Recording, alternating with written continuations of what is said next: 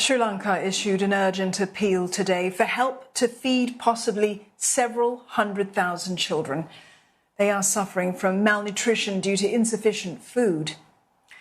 Now, the government is seeking private donations as well, as it can no longer sustain welfare. The country is dealing with crippling shortages and has introduced a new QR code-based fuel rationing system. Staff at petrol stations check a QR code issued for each vehicle before pumping an allocated quantity of fuel registered in the system.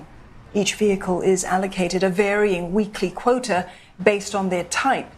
Motorists have praised the new system, with some saying that this will ensure more people are able to gain access to fuel.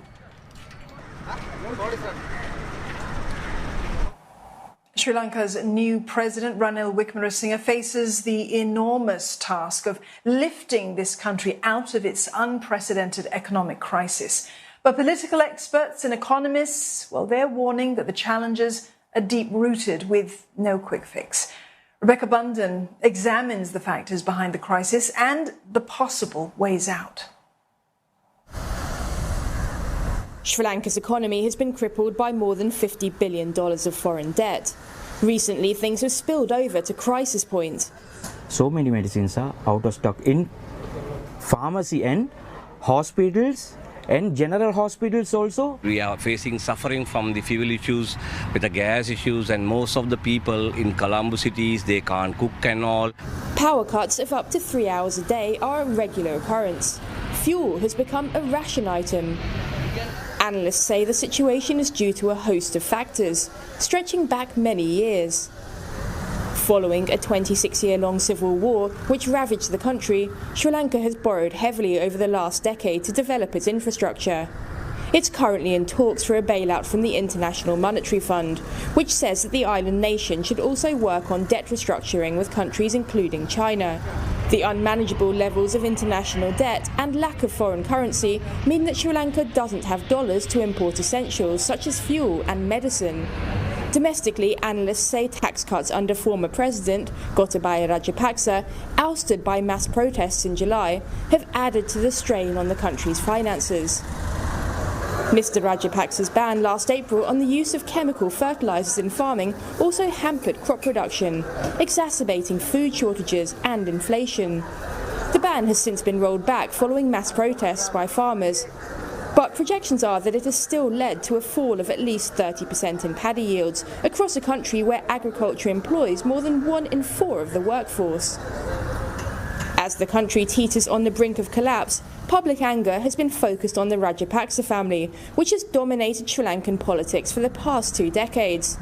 Mr. Rajapaksa himself became president in November 2019. And partly blaming him for the current problems, activists want to change the political system, arguing that putting too much power in the hands of one person allowed major mistakes to happen. The economic crisis is very much linked to Sri Lanka's governance model, and so in that it goes back decades and successive governments. It's not just the last government. I think many blame Gotabaya Rajapaksa's presidency, and much happened during his presidency. But this kind of governance model, the very executive-heavy authoritarian governance model, is very much present in Sri Lanka for decades. Economists say the new administration will have to prioritise reining in spending and bringing in more revenue. This will be far from easy, but it's the only way to stabilise the country financially for the longer term. To develop a sustainable economy, experts say Sri Lanka needs to earn more foreign exchange. This can be achieved by increasing its exports. Sri Lanka didn't have a strong export growth historically, particularly over the last 2 decades or so. And even if you consider after the end of the war, that was in 2009, and we did not improve our capacity to generate foreign exchange earnings. So when we are having that kind of a weak economy, even a very tiny, small external shocks might be enough to put it down. So what we have seen is the crisis build up slowly over the years, but the collapse is instant. Professor Aberatne is among the economists who had warned for years that the nation was heading towards a financial disaster.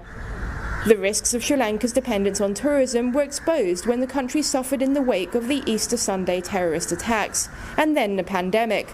And the global fallout from Russia's invasion of Ukraine dealt the latest shock. Professor Aberatne proposes diversifying the economy. Manufacturing, including electronics and services exports like IT, could be sectors the country could develop. But this requires foreign investment, and it's a process that will take years. It will be an uphill struggle, but such efforts may be the only solution for Sri Lanka's stability further down the road. Rebecca Bunton, CNA, Colombo.